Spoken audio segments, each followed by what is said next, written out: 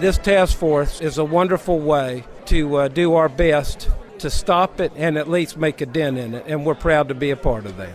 R.J. Larizza, State Attorney of the 7th Judicial Circuit, tells Liz Ryan about the task force that brings dangerous offenders to justice. The Intercept Task Force is fighting human trafficking and child exploitation. Larizza's office prosecutes these crimes and reminds us it's happening right here in our own neighborhoods. A lot of folks don't think that it can happen in their backyard, but the sad reality is it happens each and every day in all of our communities. Intercept is made up of 7 agencies across 5 counties in Northeast Florida, with St. Johns County being one of them. Yesterday, Sheriff Robert Hardwick hosted a press conference to talk about the task force's accomplishments. Last year alone, they reviewed 224 electronic devices, over 6 million images and videos, 75,000 of which contained child sexual abuse material, and made 31 arrests with 21 convictions. U.S. Attorney for the Middle District of Florida, Roger Hanberg, says the task force is an important partner in getting predators into court and eventually behind bars. So one of the things we do at the United States Attorney's Office is we prosecute human trafficking and child exploitation cases. And to do those cases, we need excellent partners. And so what we do is when they investigate those cases, we work side by side with them in building those cases for federal prosecutions. The number of predators being caught grows as law enforcement finds more ways to track them down. A lot of the cases we would have would be possession type of cases. Now we're having so many cases where these investigators are so skilled, they're finding hands-on offenders. The sheer volume of cases his office has prosecuted shows just how rampant this problem is. We actually have now prosecuted more than 1,500 defendants for child exploitation cases. Resources regarding victims of human trafficking and ways to report it can be found at operationlightshine.org. For St. Augustine's Local Morning News, I'm Liz Ryan. This local news is a service of your hometown Toyota dealer, Beaver Toyota, US 1 St. Augustine, here to wow you.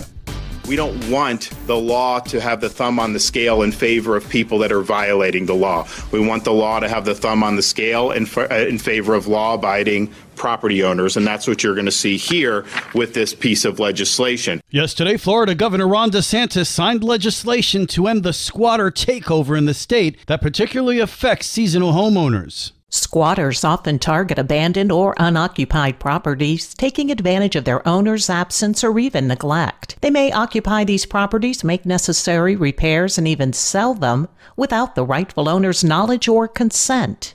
Governor Ron DeSantis says a new law will punish that sort of activity. Fill out a form, give it to your local sheriff, and the sheriff is instructed to go and remove the people who are inhabiting your dwelling illegally. And that will happen very quickly. In Florida, reclaiming your home from squatters will be quick and simple, avoiding costly delays and litigation because HB 621 has teeth, with harsh penalties for those involved in squatting and for teaching others the scam that includes a first-degree felony in some cases. Yes, you're going to have really strong remedies so that if it does happen to you, they're going to be ejected. But the fact that you have those remedies, the fact that a Sheriff Lima can go in, send deputies, and liberate your residence for you very quickly, people are not going to want to even try this in the state of Florida. The squatter scam ends today with my signature on this piece of legislation, and the state of Florida will be better for it. Florida Governor Ron DeSantis. For St. Augustine's Local Morning News,